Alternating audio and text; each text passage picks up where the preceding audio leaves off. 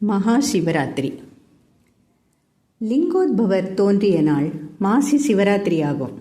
அதுவே மகா சிவராத்திரி எனப்படுகிறது. பிரம்மாவுக்கும் விஷ்ணுவுக்கும் இடையே யார் பெரியவர் என்ற போட்டி வந்தபோது அவர்களுக்கு இடையே சிவபெருமான் அடியும் முடியும் அறிய முடியாத சிவலிங்கம் ஜோதி பிழம்பாக தோன்றி அகந்தையை அழித்தார். அதுவே லிங்கோத்பவர் ஸ்வரூபம்.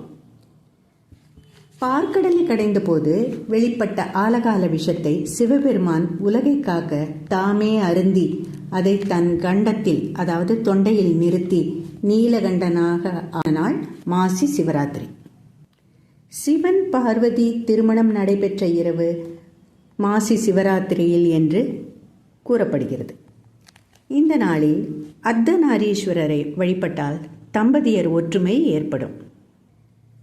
சிவராத்திரி அன்று மரத்தின் மீது இருந்து அறியாமல் வில்வ இலைகளை சிவலிங்கத்தின் மீது போட்டு இரவெல்லாம் கண் விழித்த வேடனுக்கு சிவன் அருள் புரிந்த நாள். இது அறியாமையை அகற்றி ஞானத்தை அளிப்பதாக கருதப்படுகிறது. சிவராத்திரி நாளில் மாலை 6 மணி முதல் மறுநாள் காலை 6 மணி வரை 4 கால பூஜைகள், அபிஷேகம் கோவிலில் நடப்பது வழக்கம். அதற்கு அபிஷேக பொருட்கள் வாங்கி கொடுக்கலாம். வில்வம் கொடுப்பது விசேஷம். அர்த்தநாரீஸ்வரர் தியான ஸ்லோகம். நீல பிரவால ருச்சிரம் விலசத்ரி நேத்திரம் பாஷாருணோத்பல கபால திரிசூல ஹஸ்தம் அர்த்தாம்பிகேஷ மனிஷம் பிரவிபக்த பூஷம் பாலேந்து பத்த முக்குட்டம் பிரணமாமி ரூபம்.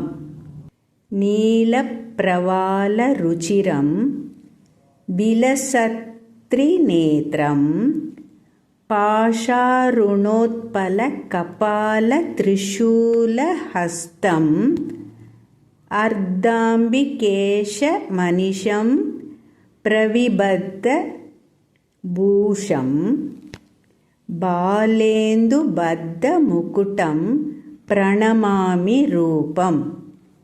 நீல பிரவால ருச்சிரம் விலசத்ரி நேத்ரம் பாஷாருணோத்பல கபால திரிசூல ஹஸ்தம் அர்த்தாம்பிகேஷ மனிஷம் பிரவிபக்த பூஷம் பாலேந்து பத்த முக்குட்டம் பிரணமாமி ரூபம்.